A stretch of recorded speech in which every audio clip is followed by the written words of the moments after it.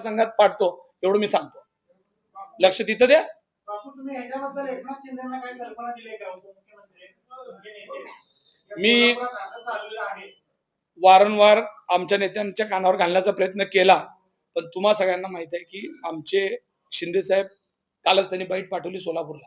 ते किती बिझी आहेत, ते त्यांना व्याप किती आहे, तरी त्यांनी योगेश कदम साहेबांच्या माध्यमातून यंत्रणेला सांगितलं होतं की आमच्या लोकांना हॅरेसमेंट तरी करू नका, बाकी राहू द्या. पण सत्ता येते, सत्ता जात असते. काही खाती तुमच्याकडे असतील, काही लोकांना पालकमंत्री पद तुमच्याकडे आहे. या सगळ्या गोष्टीमुळे यंत्रणा वापरण्याचं काम चालू आहे. आमच्या लोकांच्याही लक्षात घातलेलं आहे. कदाचित आज ना उद्या या गोष्टींचं हे सुद्धा होईल, पण त्यांना फक्त वेळ मारून न्यायची, त्यांना कुठलीही गोष्ट करायची नाही. मी सांगतो ना, मला काही जेलमध्ये किती दिवस घालू शकते, कुणालाही जेलमध्ये घालणार नाहीत. पोरांना मी विनंती करतो, कुणी घाबरू नका.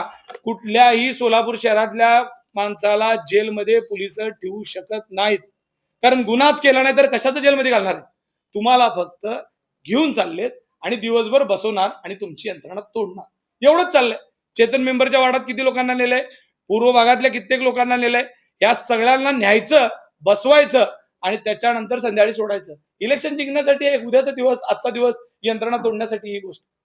पण कायदा काय कुणाच्या घरातला नाही या. कायद्यात जी तरतूद आहे त्याच तरतुदीने ठेवावं लागेल आपल्याला. पण आम्हाला एकच म्हणायचं की भारतीय जनता पार्टीच्या कार्यकर्त्याला, देवेंद्र कोट्यांच्या चमच्यांना वेगळा कायदा आणि आम्हा सर्व लोकांना वेगळा कायदा का?